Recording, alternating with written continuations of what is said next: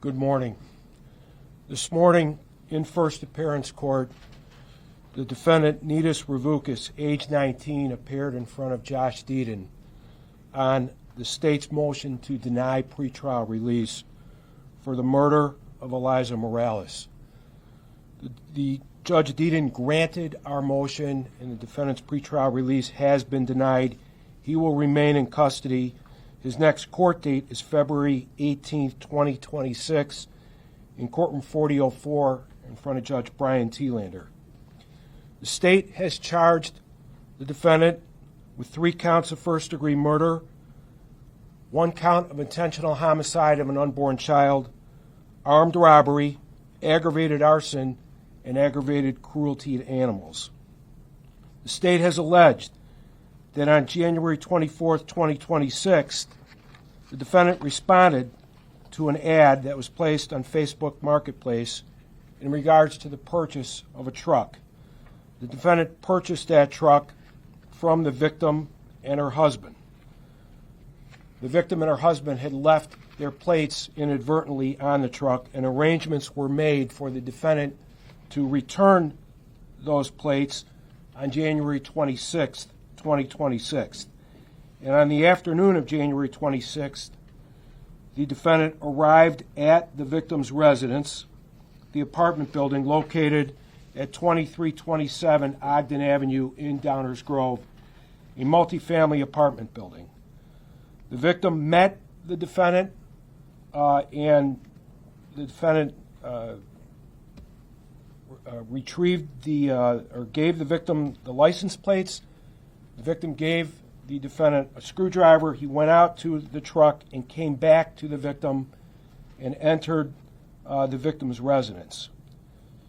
While the defendant was in the victim's residence, an altercation ensued, and it resulted in the defendant stabbing the victim 70 times, causing the victim's death and the death of her 5-month-old unborn child. The defendant also stabbed the family dog. Fortunately, the dog was able to escape and survive. Before the defendant was done, he took available materials and started a fire inside the apartment. The defendant then fled in the truck, and at 6:09 p.m., the Downers Grove Fire Department received a fire alarm from the victim's building. They responded, and when they arrived on the scene, they located Eliza near the door. When she was taken into an ambulance, firefighters observed injuries and noticed that she was deceased. The Downers Grove Fire Department was successfully able to put the fire out, and in addition, the Downers Grove Police Department responded, and the response in this case from law enforcement was overwhelming. The Downers Grove Police Department quickly identified the suspect in this case, and at 11:42, they observed the pickup truck in the driveway on a house on Spruce Lane in Westmont. At that time, the defendant was taken into custody. Subsequently, a search warrant was executed at the Spruce Lane address, and located in the course of that search warrant were boots that it is believed the defendant was wearing at the time of the offense, and the police observed what appeared to be blood on those boots. Additional clothing was also located at that residence. The preliminary results of the fire investigation is that there are 2 points of origin, the first being the kitchen stove and the second being the front door. The fire is currently determined as incendiary and started with normal combustible materials. The police continued their investigation, which led them to 63rd and Main, which is an Ace Hardware store, and in the garbage at that location, the police located additional clothing that the defendant had been wearing at the time of the offense. In addition, they located Eliza's work lanyard and work IDs from Lurie Children's Hospital, where Eliza worked, as well as Eliza's husband's debit card. There were gloves that appeared to have been blood that were located, as well as pieces of Eliza's phone. The police also executed a search warrant on the subject truck, and apparent blood was located on the driver's door and steering wheel. The preliminary cause of death to Eliza are numerous stab wounds in intrauteral fetal demise due to multiple sharp force injuries. This was a horrific act of violence that the people have alleged in this case. I want to thank the Downers Grove Police Department for an incredible, thorough investigation that continues to this day. The Downers Grove Fire Department, DuPage County Merit, which is the Emergency Response Investigative Team, the DuPage County Fire Investigation Task Force, the Office of the Illinois State Fire Marshal, and also multiple fire protection districts that responded to this fire. Violent crimes like this can shake a community to its core. But the public should be reassured that in Downers Grove and in DuPage County, public safety remains the number one priority. And the response in this case is a testament to the men and women in law enforcement in this county and how they respond to crimes like this. As I said earlier, the response was overwhelming. And as a result of that overwhelming response, a suspect was quickly arrested. He's been charged, and he's now being held in the DuPage County Jail until the time of his trial. The public should know that we will use every available resource in this county to bring a full measure of justice to the victim in this case. At this point, I will turn it over to Chief of Police Mike DeVries. Hello, good morning. Thank you for being here. My name is Michael DeVries, D-E-V-R-I-E-S. I'm the Chief of Police in Downers Grove. I'm joined here by my Deputy Chief of Operations, Jim McGreal, my Lieutenant of Investigations, Jeremy Thayer, who led the investigation, and our team of investigators who were instrumental in making the arrest in this case. I want to start off on behalf of the Village of Downers Grove, the Downers Grove Fire Department, and the Downers Grove Police Department. I'd like to extend our sincere condolences to the family and loved ones of Eliza Morales.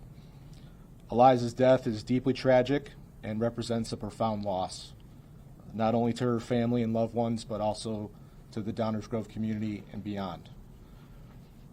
The arrest reflects the tireless effort and dedication of our officers, detectives, and the assistant state's attorneys that worked with us, who worked throughout the night of the incident and into the following day with both care, urgency, and professionalism to identify and apprehend the person responsible on behalf of Eliza and her unborn child.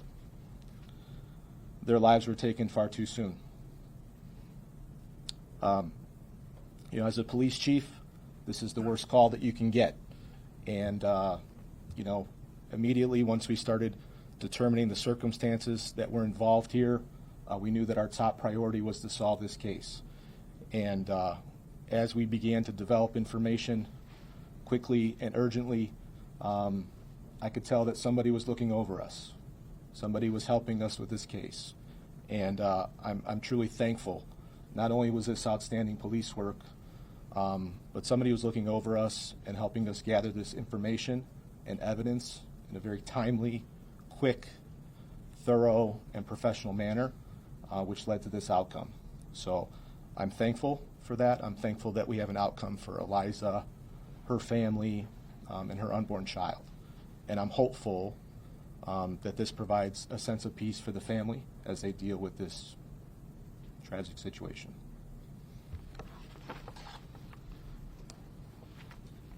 Take some questions. One thing the judge harped on was her being stabbed 70 times. He claims that he was aware that she was pregnant because she screamed for help. She fought back. Just just talk to me about the crucialness of that, you know, covering these cases. I don't know what was the worst case in Downers Grove or DuPage County in the last few years, but, you know, is this kind of unbelievable in a way, just putting all this together? It is a horrific act of violence, and it's not something that we typically see in DuPage County. It's unconscionable, an unconscionable level of violence that we have observed in this case. And our hearts go out to the victim's family who have to deal with this, and the entire community. Crimes like this have an impact on the entire community. So it's not something we typically see. But again, I want to stress the public needs to understand how law enforcement works in this county, and the public should be proud of all the men and women standing up here and the work that they have done and will continue to do on this case. It's remarkable. During the court hearing came out that there was a sexual assault kit that was used, so do we expect rape or sexual assault charges in the future? What I can tell you is that there are a number of pieces of evidence, including the sexual assault kit, that will be and have already been sent to our crime lab. They will be examined. The investigation continues. We will follow every single lead and every single piece of evidence. If they lead to additional charges that can be proved beyond a reasonable doubt, we will certainly file those charges. That's really all I can say at this point. Yes. Will you be seeking a brutal and heinous enhancement? We will be. Absolutely. That is something that we will file. At this point in your investigation, do you get the sense that this was premeditated? Was there something that happened in an exchange between the two of them? Do you think that he intended to do this kind of harm when he came to her apartment? What I can tell you, what we know so far, clearly the acts were intentional. The defendant is charged with intentional first-degree murder. At what point he formed the intent to stab the victim multiple times is something that we continue to look at and we continue to investigate. But that's really all I can comment on at this point. I mean, this is really something that can resonate with a lot of people, right? With Facebook Marketplace, for example, being the point of contact between the defendant and the victim. What should people take away from a situation like this when meeting someone like this or inviting someone into their space, their living space, potentially? Well, I think that, any time that you're doing an online transaction with somebody that you don't know, there's obviously risks involved. And we've certainly heard cases of that, I think here in Illinois and throughout the country. And people can, try and take some precautions to, either find another way. It's very popular nowadays. Find another way or take some precautions, as many as they can, to try and ensure a safe transaction, a safe meeting place, trying to know the identity of the person that you're meeting with. That's really all I can add.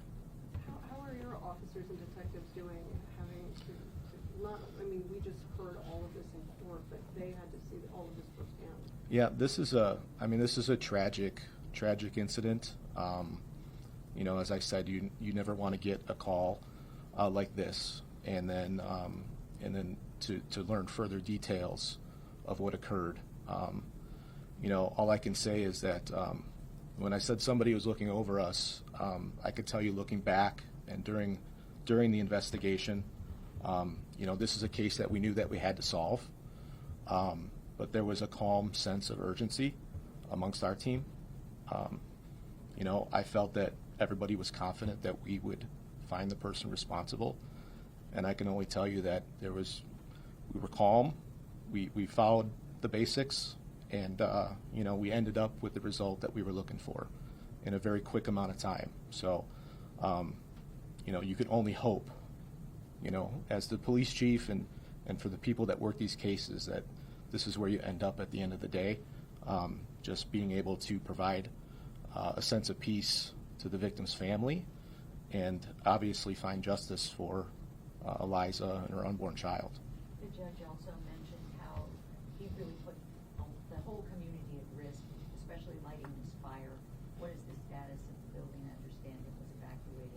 Sure. All the residents were displaced that evening. Some of them had places to go. Obviously, people were still evacuating at the time that the fire was started, so it generated a fire alarm.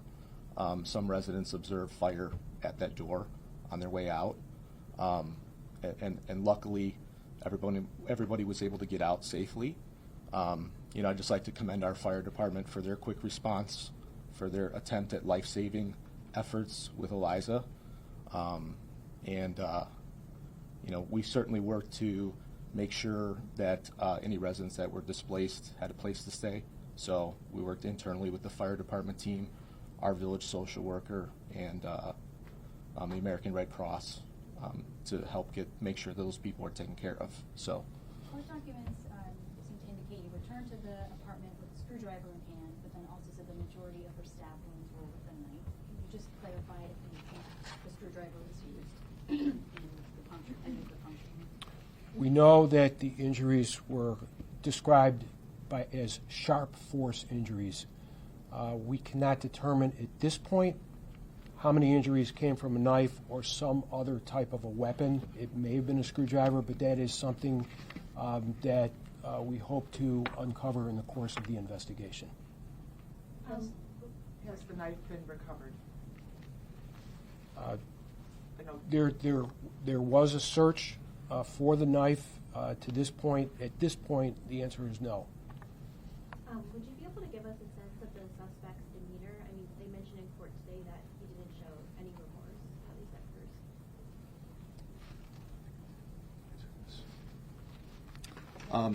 first. So during our first contact with the suspect, he was taken into custody without any issues, cooperative.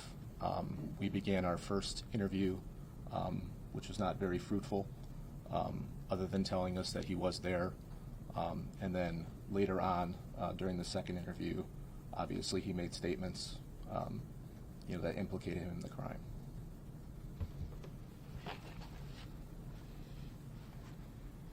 Would it be possible if the attorney who spoke in court today, if you would be able to spell your name for us as well?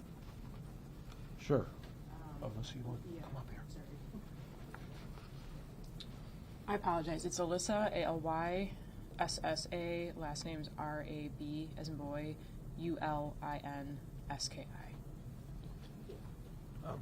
And I do want to say, Alyssa Rabelinski is the first chair in the office. She and our supervisor, Helen Kappas, spent hours and hours at the Downers Grove Police Department working with the police on this case, and a special shout out to them and all the work that they put in.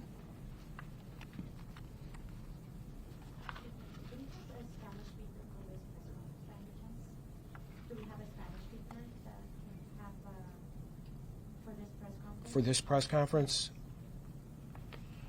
I don't think so, no, I'm sorry.